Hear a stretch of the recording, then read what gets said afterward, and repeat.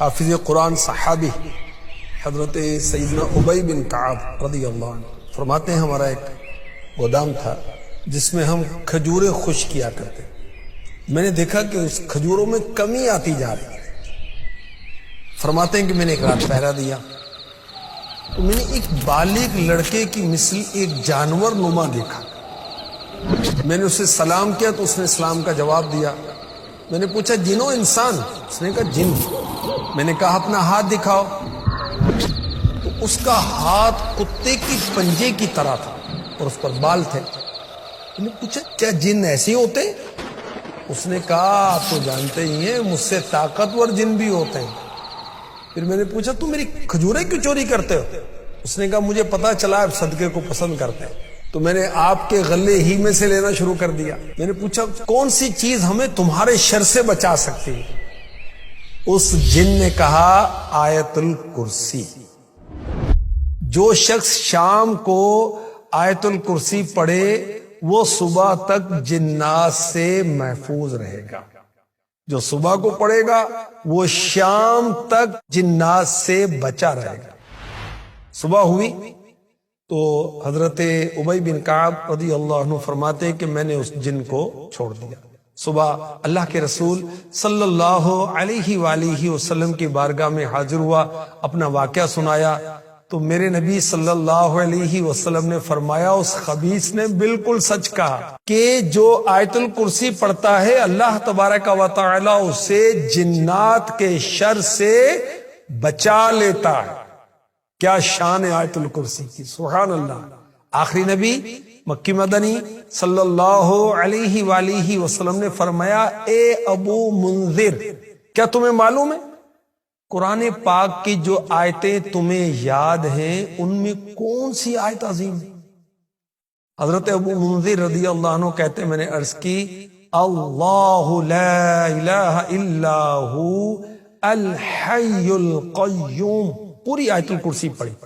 رسول پاک صلی اللہ علیہ وسلم نے فرماتے ہیں کہ میرے سینے پر ہاتھ مارا, فرمایا اے ابو منذر تمہیں علم مبارک ہو.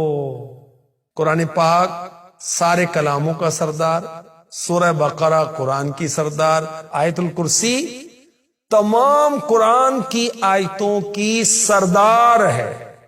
اچھا آیت الکرسی کی فضیلت کی وجہ کیا ہے کہ اس میں رب کی شانیں بیان کی گئی ہیں, اللہ پاک کی ذات کا بیان ہے, اللہ پاک کی صفات کا بیان ہے.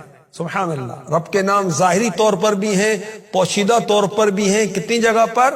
17 جگہ پر. 17 جگہ پر. اللہ ہوا الحی القیوم لا تأخذه له عنده بإذنه يعلم علمه شاء كرسيه ولا يؤوده میں ہو حفظهما میں پوشیدہ طور پر, اور وهو العلی العظیم. آیت الکرسی میں اسم اعظم ہے, وہ کیا ہے؟ الحی القیوم, یا پھر لا الہ الا ہو. میرے نبی صلی اللہ علیہ وسلم نے فرمایا ہمیں آیت الکرسی عرش کے نیچے عنایت فرمائی گئی. ایک صحابی نے بارگاہ رسالت میں بے برکتی کی شکایت کی کہ میرے گھر میں برکت نہیں. فرمایا آیت الکرسی پڑھا کر. آیت الکرسی پڑھنے والے پر ایک فرشتہ مقرر کیا جاتا ہے جو اس کی نیکیاں لکھتا ہے, گناہوں کو مٹاتا ہے.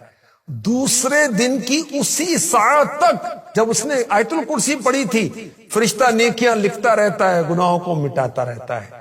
سید الاولیاء مولا مشکل کشا علی المرتضی رضی اللہ عنہ فرماتے ہیں جو کوئی ہر فرض نماز کے بعد آیت الکرسی پڑھ لیا کرے تو اس میں اور جنت میں صرف موت کی آڑ ہوگی, مرتے ہی جنت میں داخل ہو جائے گا.